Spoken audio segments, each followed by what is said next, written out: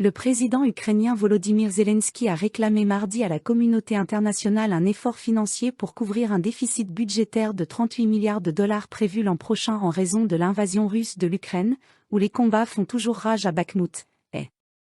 S'adressant par vidéo à des responsables politiques et des experts réunis à Berlin pour une conférence internationale consacrée à la reconstruction de l'Ukraine, M. Zelensky a exhorté les participants à « prendre une décision pour boucher le trou du déficit du budget ukrainien de 2023 ».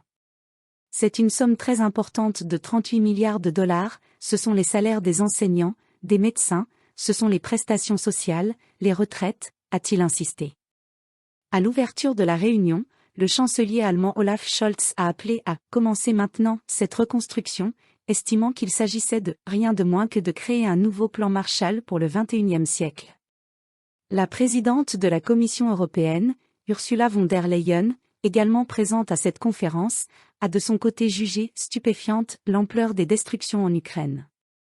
La Banque mondiale estime le coût des dégâts à 350 milliards d'euros, 345 milliards de dollars, c'est assurément plus que ce qu'un pays ou une union peut fournir seul.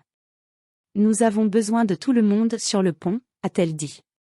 À Londres, lors de sa première intervention à Downing Street, le nouveau Premier ministre britannique Rishi Sunak a dénoncé « la guerre terrible » menée par la Russie en Ukraine, apportant son soutien à Kiev pour la gagner. Volodymyr Zelensky lui a rapidement répondu sur Twitter, le félicitant pour son arrivée au 10 Downing Street et se disant « prêt à continuer à renforcer les liens entre Kiev et Londres ». Steinmeier à Kiev.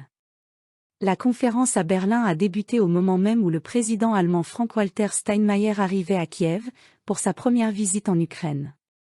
M. Steinmeier a dit se réjouir de sa rencontre avec M. Zelensky et avec la population dans le nord du pays, où il veut se faire une idée de leur vie en pleine guerre, selon un texte envoyé par sa porte-parole, Kerstin Gamelin.